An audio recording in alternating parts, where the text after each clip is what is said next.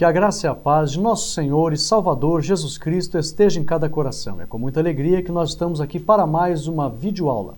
A nossa ferramenta disponibilizada no nosso site www.ieadelages.com.br. E hoje nós estamos aqui para a lição de número 6, que tem como tema o Tribunal de Cristo e os galardões. Hoje nós vamos aprender essa lição de suma importância para todos os servos de Deus, visto que a Bíblia ela é bem clara e demonstra que o Senhor Jesus virá trazendo consigo o seu galardão.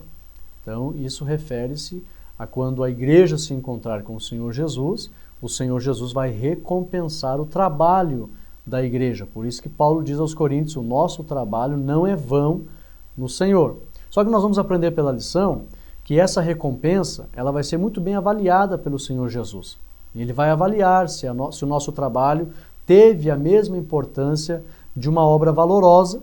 E aí o apóstolo Paulo até menciona obras de ouro, de prata, joias, madeira, feno ou palha, ou capim. Então, obras de importância e obras sem importância. Só o Senhor Jesus, com os seus olhos, como chama, que a Bíblia diz que as obras serão provadas como fogo, só o Senhor Jesus sabe analisar exatamente a importância e a pureza de cada obra. E nós vamos ver hoje aqui alguns tipos de galardões e vamos ver como será esse julgamento, inclusive de obreiros, pastores e de cada membro em questão que faz parte do corpo de Cristo. A lição tem 3 partes. A primeira parte, ela nos diz assim, o tribunal de Cristo e os crentes. Vamos ver o que é esse tribunal de Cristo. E os servos do Senhor passarão por esse tribunal. A segunda parte, as obras do crente e o julgamento de Cristo. Vamos ver aqui os tipos de obra e como será o julgamento do Senhor. E a terceira parte, a prestação de contas do crente e os galardões. Nós vamos aprender aqui sobre que cada crente, líder, pastores e membros vão prestar conta dos talentos que receberam do Senhor. E vamos ver aqui os presentes que o Senhor vai conceder. Nós temos aqui a lição está baseada, segundo aos Coríntios, capítulo 5, versículo 10, o texto áureo, que diz: porque todos devemos comparecer ante o tribunal de Cristo, para que cada um receba segundo o que tiver feito, por meio do corpo, ou bem ou mal. Verdade prática, todos os crentes deverão comparecer diante do tribunal de Cristo, para que cada um receba a sua recompensa. A primeira parte nos diz aqui o tribunal de Cristo e os crentes. Qual é o ponto de destaque deste tópico? Ponto de destaque, anote aí. Jesus vai analisar as obras praticadas aqui na terra. E segundo essas obras, Jesus vai presentear e recompensar a cada um. A palavra galardão significa presente. Então, em primeiro lugar, esse tribunal de Cristo não é o tribunal para condenação.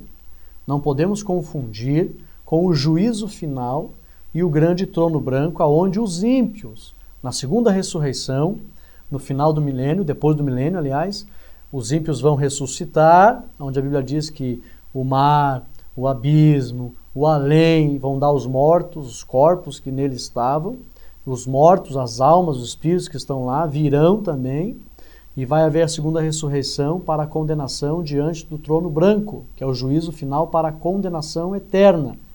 O tribunal de Cristo não é esse juízo final e esse trono branco. O tribunal de Cristo é para a igreja, os salvos. É um tribunal de premiações, não é um tribunal de condenação.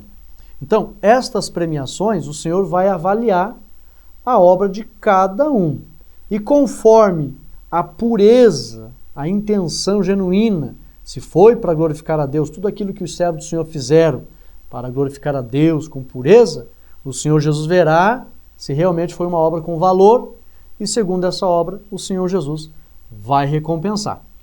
Então, o ponto de destaque, Jesus, ele próprio, vai analisar as obras praticadas aqui na terra e, segundo estas obras, Jesus vai presentear, ele vai conceder galardões. Nós vamos ver aqui que tem coroas que ele vai conceder, são presentes pertinentes à eternidade, e também posições, são presentes concernentes ao seu reino. Então, o ponto de destaque é isso. Subsídio teológico.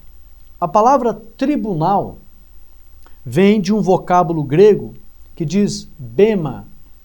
Esta palavra bema, no grego, ela significa um degrau. É um elevado. Um degrau. Dá a ideia de uma plataforma para oradores, árbitros ou juízes, geralmente usado como um assento de juiz de competição, onde o juiz no mundo antigo tinha as competições, tinha o bema, que era um elevado. O juiz se assentava nesse bema, no elevado, e então conferia as premiações. Então, Tribunal de Cristo é um tribunal de recompensa, assim como um juiz no mundo antigo sentava no bema, no tribunal, no elevado, para conferir os presentes. É o mesmo termo usado aqui, Tribunal de Cristo. Né? Ante o Tribunal de Cristo, o mesmo termo grego, bema, elevado de premiações, é aplicado aqui nesse texto. A aplicação, Cristo vai avaliar o que fizemos para nos recompensar. Então, lembrando, não é uma avaliação para condenação, é uma avaliação para premiações. Ok? Vamos lá. Segundo tópico. Quando será? Ponto de destaque. Segundo o texto de Apocalipse, capítulo 22 e 12, vamos ver o que está em Apocalipse, capítulo 22 e 12, que é um texto bem conhecido, que nos diz assim, 22 e 12. E eis que cedo venho, e o meu galardão está comigo, para dar a cada um segundo a sua obra. Então, com a vinda do Senhor, a maioria dos teólogos entendem assim, com a vinda do Senhor, ao ele se encontrar com a igreja, em seguida se dará o seu tribunal para entregar o seu galardão, o seu presente. Então, quando se dará, segundo o texto de Apocalipse 22 e 12, logo após o arrebatamento, o Senhor entregará o seu galardão. Então, se alguém perguntar quando será o tribunal de Cristo, logo após o arrebatamento da igreja. Subsídio teológico e histórico. Existem muitas coroas que a Bíblia diz que iremos receber, porque aqui no ponto de destaque, o Senhor dará o seu galardão. Essa palavra galardão é presente. Então, logo após o arrebatamento, o Senhor começa a conferir o seu galardão. Mas o que ele vai entregar? O que ele vai dar? Então, essa palavra galardão, significa presente, nós vamos ver aqui alguns presentes que o Senhor tem para a sua igreja. Existem muitas coroas que a Bíblia diz que iremos receber, tais como coroa incorruptível, conforme 1 aos Coríntios, capítulo 9, versículo 25. Segundo, coroa da justiça, conforme 2 Timóteo 4 e 8. Coroa da vida, conforme Tiago 1 e 12. E coroa de glória, conforme 1 Pedro 5 e 4. A coroa incorruptível, nós iremos alcançar perfeição em todos os aspectos. Incorrupção fala de algo que é perfeito. Nós vamos receber o presente da perfeição. Coroa da justiça, nós vamos reinar com o Senhor e por Ele ser guardado eternamente. Reinar com Ele, viver com Ele. A justiça de Deus nos dará esse presente. Coroa da vida, a eternidade. Abraçaremos a eternidade. E a coroa de glória, teremos um corpo de glória, como o Senhor também é glorioso. Participaremos da sua natureza, do seu ser, como diz a Bíblia, assim como Ele é, o veremos. Então, nós participaremos da natureza do Senhor, da sua glória. Observação. Como havia muitas coroas de recompensa na época do apóstolo Paulo, Paulo escreveu sobre as recompensas do Senhor em forma de coroa, né? Assim como a Bíblia fala aqui, 1 aos Coríntios, coroa incorruptível. 2 Timóteo, coroa da justiça. Tiago fala de coroa da vida. Pedro fala de coroa de glória. Naquela época dos apóstolos, muitas coroas eram dadas nas premiações, entre o exército e as competições. Então, como tinha muitas coroas que serviam de presentes, os apóstolos escreveram também que os presentes do Senhor virão também como coroas. Por exemplo, naquela época, anote alguns tipos de coroas que tinha aí. Nós temos aqui corona triunfalis. Era uma coroa dada com folhas de louro aos generais triunfantes. Segunda coroa, corona obsidionalis ou corona gramínea. Era uma coroa que era dada a um general que salvasse um exército de um cerco. E lá naquele cerco, onde houve o salvamento, se tivesse alguma grama, a grama era tirada dali e daquela grama, onde teve o salvamento do cerco, era feita uma coroa gramínea, corona gramínea, e era dada para o general. Terceira coroa, corona myrtea ou corona ovalis, que era feita de folhas de louro lustrada. Era dada ao general que celebrava um triunfo grande. Então, se o general tivesse uma grande conquista, um grande triunfo, ele recebia a corona ovalis, feita com folhas de louro lustrada. Temos aqui a quarta, a corona dourada ou a corona muralis, que era fixada como um ornamento. Essa corona, o general, ele recebia como destaque por ter invadido uma muralha, por ter atacado uma muralha inimiga. O general que atacasse uma muralha inimiga, ele recebia então a corona muralis, por causa da estratégia de guerra que ele colocou em prática na muralha dos inimigos. Então era uma coroa de ouro. Aqui já melhorava, né? A coroa, corona dourada. Temos também a corona castrense ou a corona valaris, que era feita de ouro. Era dada a um soldado que escalasse, tá, um acampamento inimigo. Se um soldado escalasse um acampamento inimigo, ele recebia a corona valaris, que era uma coroa de ouro.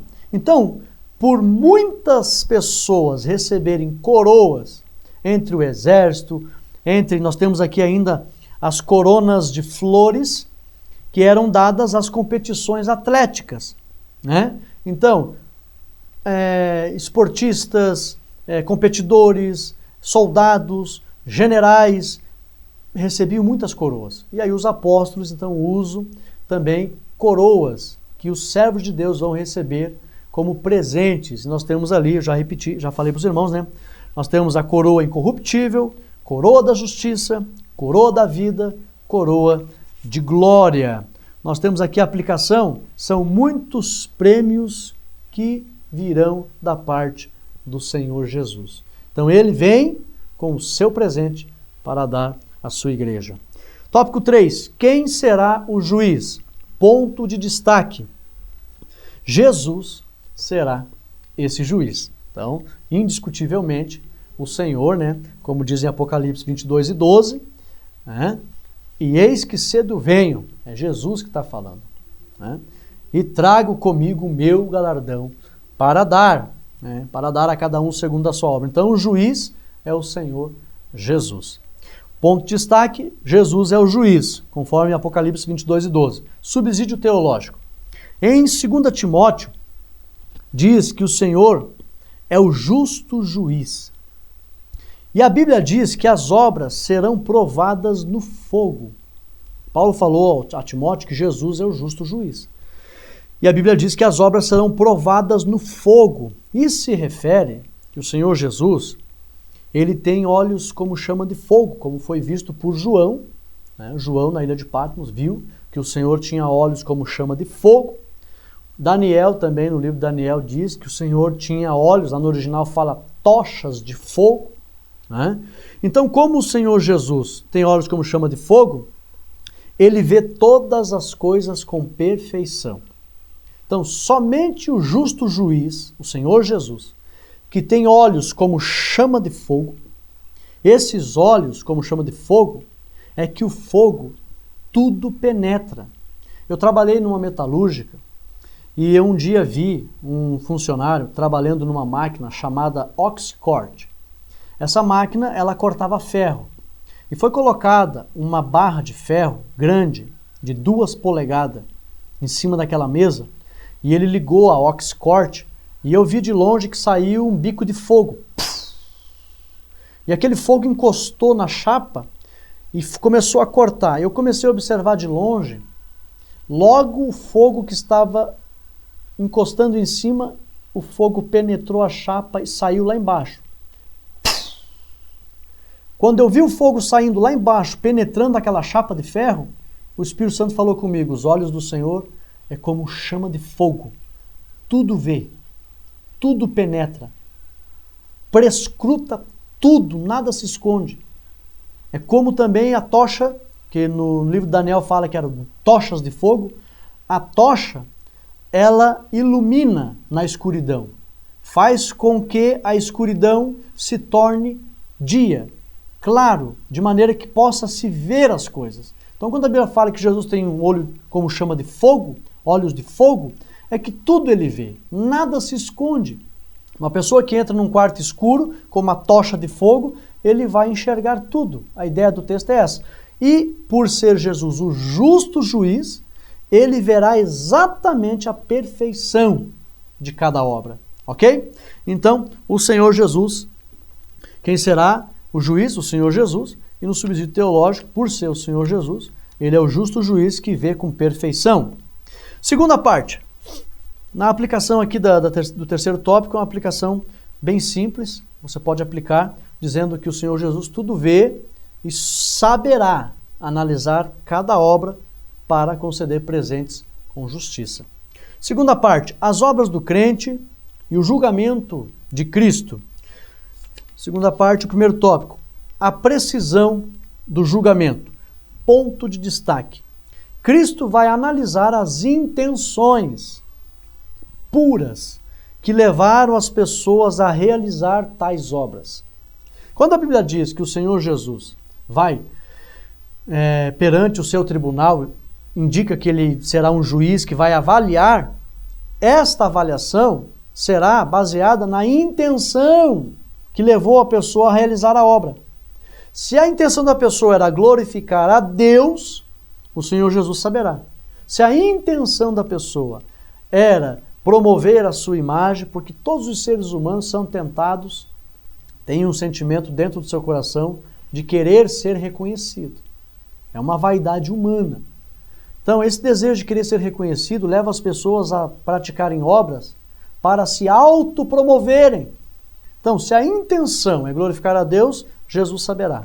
Se a intenção é se autopromover, é uma conveniência pessoal, Jesus também saberá. Então ele vai avaliar, como diz aqui, a precisão do julgamento. Ele vai avaliar a intenção. E ele sabe muito bem a intenção que levou a pessoa a praticar aquilo.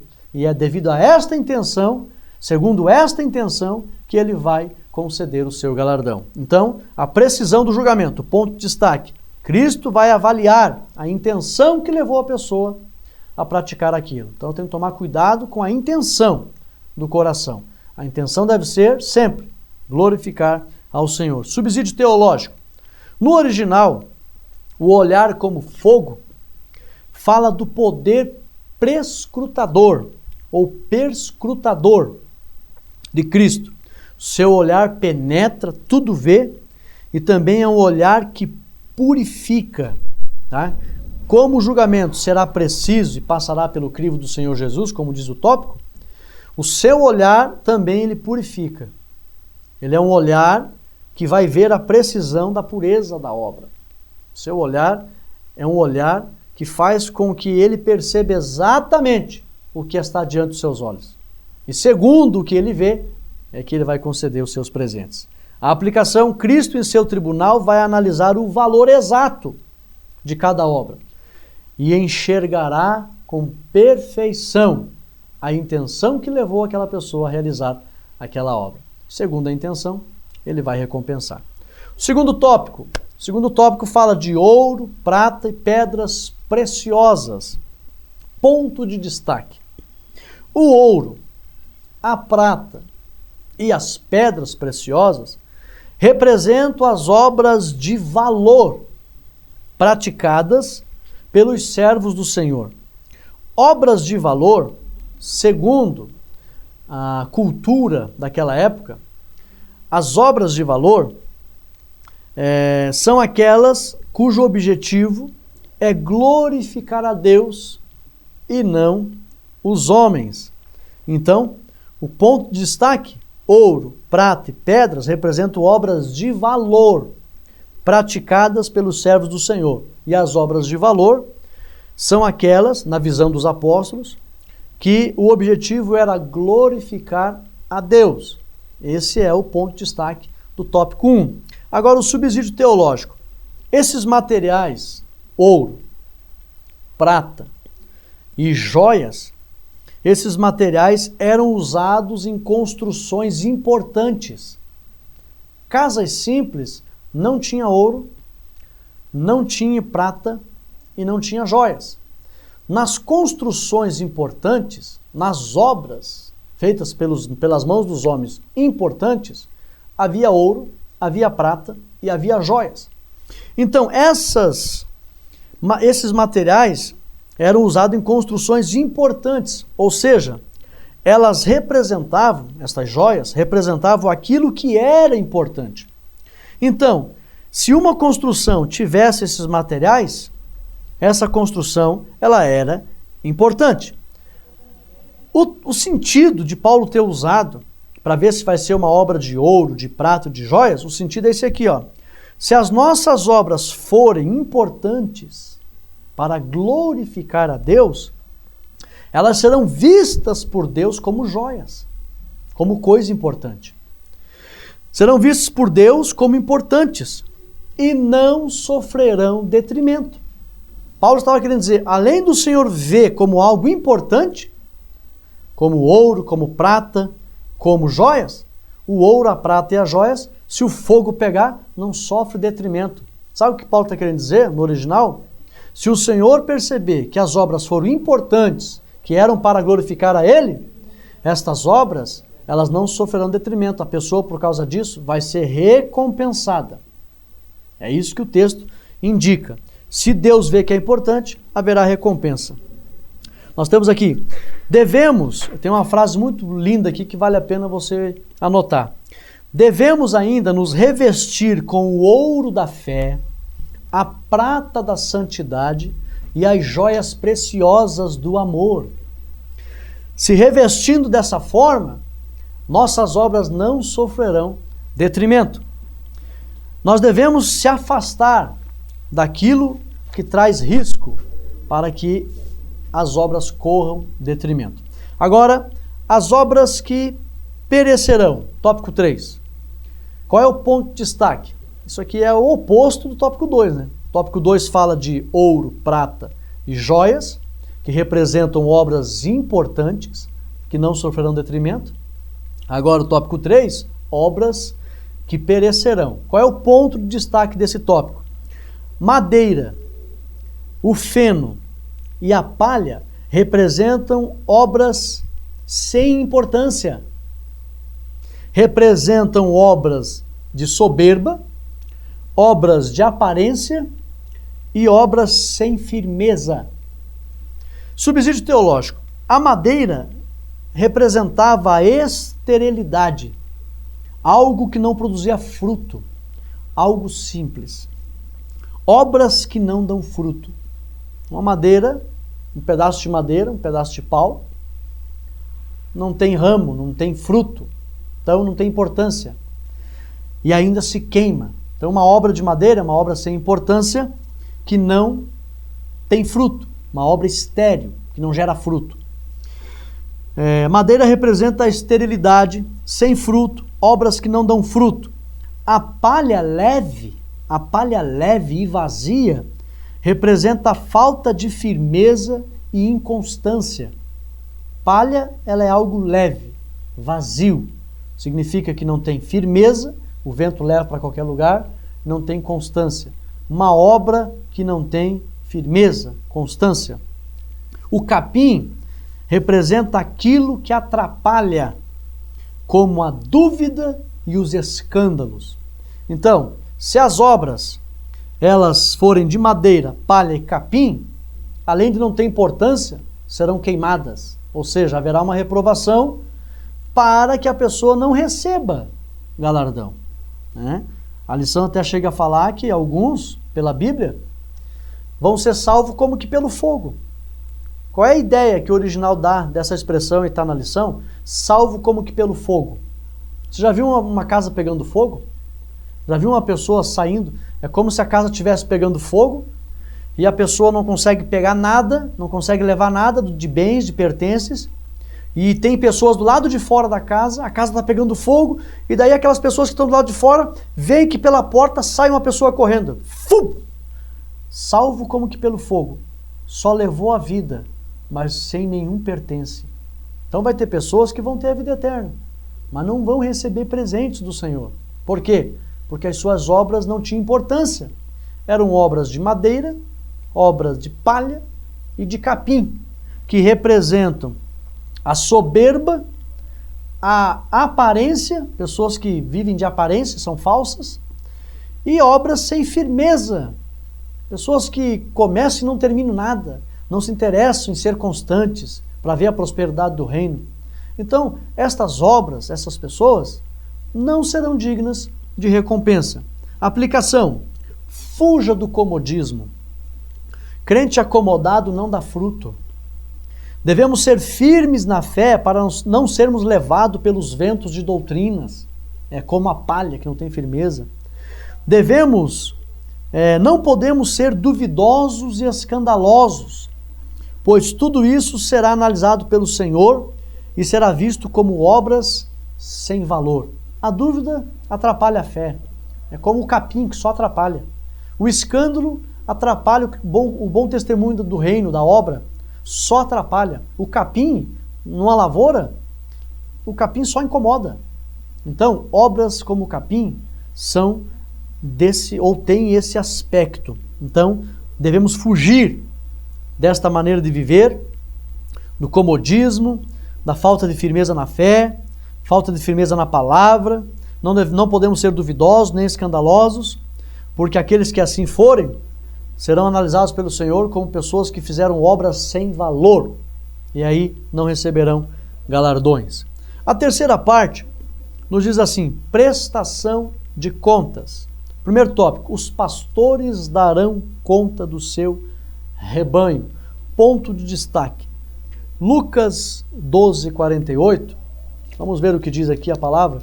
Lucas 12 e 48 é um texto conhecido, muito importante. Nos diz assim a palavra. Lucas 12. Parte B. Qualquer que muito for dado, muito será cobrado. Até o texto tem uma linguagem mais clássica, diz: a qualquer que muito for dado, muito se lhe pedirá. E ao que muito se lhe confiou, muito mais se lhe pedirá. Então, o ponto de destaque aqui do primeiro tópico é que a quem mais é dado, mais será cobrado. Devemos ser como o Senhor Jesus. O tópico fala de pastores que devem cuidar bem do seu rebanho, porque aqueles que são pastores que não cuidam bem do seu rebanho, o Senhor Jesus vai cobrar isso deles. Então nós devemos ser pastores como o bom pastor que é o Senhor Jesus, nosso modelo. Qual é o subsídio teológico aqui? O adjetivo bom, que a Bíblia diz em João 10:11, Jesus fala: eu sou o bom pastor. O bom ali é um adjetivo. Esse adjetivo no grego é kalos. No grego, kalos significa ter nobreza, trabalho, generosidade, amor, dedicação e bondade. O verdadeiro pastor dá a vida pelas ovelhas, ele se interessa em ajudar as ovelhas, pois conhece intimamente as ovelhas, e ele protege, cuidando bem das ovelhas, protegendo dos perigos. O bom pastor, conforme João 10 e 14, tem essas características. E tendo essas características, no dia de prestação de conta, o Senhor Jesus vai cobrar dos pastores, vai analisar suas obras, e ele vai ver. O pastor tinha nobreza, o pastor trabalhava, o pastor era generoso, o pastor era amoroso, o pastor era dedicado, o pastor era bondoso, o pastor dava a vida pelas ovelhas, conhecia intimamente as ovelhas, se interessava em ajudar as ovelhas, andava com elas, conhecia o cheiro das ovelhas, como a Bíblia diz, né? Procura conhecer o estado das tuas ovelhas. Então o pastor também cuidava bem das ovelhas e protegia as ovelhas. Jesus vai analisar e ver que tem todas essas obras de valor, vai conceder os seus prêmios a estes pastores. Então fica aqui a aplicação. O bom pastor, conforme João 10 e 14, tem essas características. Então anotou as características aí? Então fala para a igreja que o bom pastor tem essas características. Jesus vai analisar. Jesus quer procurar essas características, quer achar. Jesus quer achar com seus olhos de fogo essas características. Se ele encontrar, os presentes estarão seguros. Agora o segundo tópico. Crentes darão conta de seus talentos. Ponto de destaque. Cada um, individualmente, será avaliado por Cristo. Porque cada um, no mínimo um talento, recebeu do Senhor Jesus Cristo. Pelo fato de cada um, no mínimo um talento, ter recebido do Senhor Jesus, também, individualmente, cada um vai ser avaliado pelo Senhor Jesus. Então, por isso que o tópico fala, crentes darão conta dos seus talentos. Subsídio teológico. Em Mateus 25 e 15, conforme diz a Bíblia, muito importante, depois que o Senhor Jesus falou na parábola das virgens, ele menciona, está falando da igreja, ele menciona que cada um recebeu talentos. 25 e 15. E a um deu 5 talentos, e a outro 2, e a outro 1. A cada um, o texto fala, a cada um, segundo, olha aqui, segundo sua capacidade, e ausentou-se para longe. Isso fala que o Senhor Jesus, como diz a Bíblia, né, subiu ao alto, levou cativo ao cativeiro, depois da sua ressurreição, e deu dons aos homens, deu talentos aos homens. Então, cada um recebeu. Subsídio teológico. Em Mateus 25 e 15, os talentos significam habilidades naturais e capacidades espirituais, recebidos por Deus, para servir aos homens e para glorificar a Deus. Então, cada membro do corpo de Cristo recebeu do Senhor Jesus capacidades naturais, habilidades naturais, aliás, e capacidades espirituais. Talentos naturais e espirituais. Para que recebeu esses talentos? O objetivo teológico, bíblico, é para servir aos homens e glorificar a Deus. Então tem duas finalidades esse talento que a gente recebe. Servir aos homens e glorificar a Deus. É os dois mandamentos mais importantes, amar a Deus e ao próximo. Agora, aplicação. Quem perde o desejo de servir, enterra o seu talento. Você sabia que as pessoas que perdem o desejo e o interesse de servir aos homens e servir a Deus, eles estão enterrando os seus talentos? Aquele que perdeu o desejo de servir aos homens e a Deus, ele está enterrando o seu talento. E quando o Senhor, no seu julgamento, no seu tribunal, for avaliar as obras dessa pessoa, Jesus vai ver, você perdeu o interesse de servir, você não quis mais servir e me glorificar, enterrou os talentos, não tem como receber nada, não vai receber o galardão do Senhor, porque o Senhor Jesus não vai achar. A pessoa enterrou o talento, perdeu o interesse de servir. Então nós temos que tomar cuidado. A aplicação: quem perde o desejo de servir, enterra o seu talento e o Senhor vai avaliar e não vai conferir o seu galardão. Antes da conclusão, eu tenho aqui ainda uma explicação que não está na lição. Em relação aos talentos de Deus, aos galardões de Deus, o Senhor ainda, no seu tribunal, ele vai conferir posições. Um tipo dos presentes que o Senhor vai conferir aos seus servos são posições no seu reino, conforme Apocalipse 1:6. O que diz lá em Apocalipse 1:6? Apocalipse 1:6 é um texto que eu amo, me traz muita esperança e ânimo para ser firme e constante na obra do Senhor, almejando também a recompensa do Senhor. Não servir a Deus por interesse, pelas recompensas, por amor a Deus, por aquilo que Ele fez pela nossa vida. Mas sentir desejo, sim, pelas recompensas que Ele mesmo prometeu. E uma delas está aqui em Apocalipse 1:6. Ele nos fez reis e sacerdotes para Deus e seu Pai. A Ele glória e poder para todos sempre. Amém. Apocalipse 1:6. Conforme 1 Pedro 2, 1 Pedro, um texto também que eu gosto muito, 1 Pedro 2, 5 e 9, diz assim: E vós, como pedras vivas, sois edificado casa espiritual, sacerdócio santo, para oferecer sacrifícios espirituais agradáveis a Deus.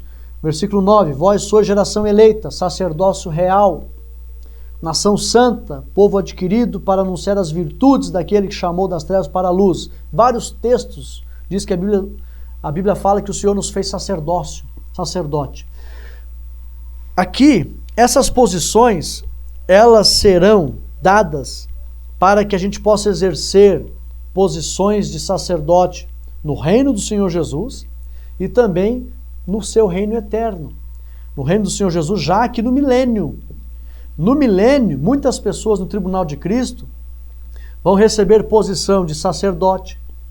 Nós vamos reinar com Cristo 1000 anos na terra. É como se Deus dissesse para alguém, você vai ser sacerdote para mim em tal região da terra. O Senhor vai dar a posição de sacerdotes e posição também, quando ele fala reis e sacerdotes, reis fala de dons de governo.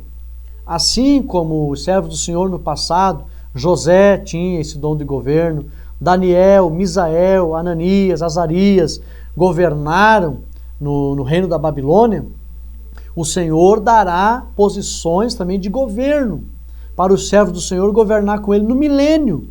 Além do Senhor dar posição de sacerdote, posição de governantes, para ajudar a governar o reino, ou governar com Cristo no milênio, e também oferecer adoração a Deus no milênio, o Senhor vai conceder também posição de músicos, de cantores. Muitos serão regentes de corais, muitos serão músicos, mestres da música nos corais que vão adorar a Deus.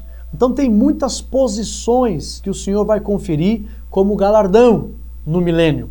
Então nós devemos desejar estas promessas, esses presentes que Ele então prometeu para nós. Conclusão: no tribunal de Cristo, os crentes fiéis verão que valeu a pena suportar as aflições do tempo presente, porque para mim tenho por certo que as aflições deste tempo presente não são para comparar com a glória que em nós há de ser revelada. Como nós vimos ali, né? Coroa de glória vamos receber, né? Vamos também fazer parte da natureza do Senhor. Que Ele é um ser de glória, nós também seremos. Para comparar com a glória que em nós há de ser revelada. Romanos 8,18. Eles receberão seus galardões. Jesus é que fará a criteriosa avaliação das obras dos salvos para dar a cada um conforme o seu trabalho. Apocalipse 22:12. Ele vem com o seu galardão. Trabalhe, meu irmão. Seja firme, constante, sempre abundante na obra do Senhor, sabendo que no Senhor haverá uma recompensa. Deus abençoe os irmãos, em nome de Jesus. Amém e amém.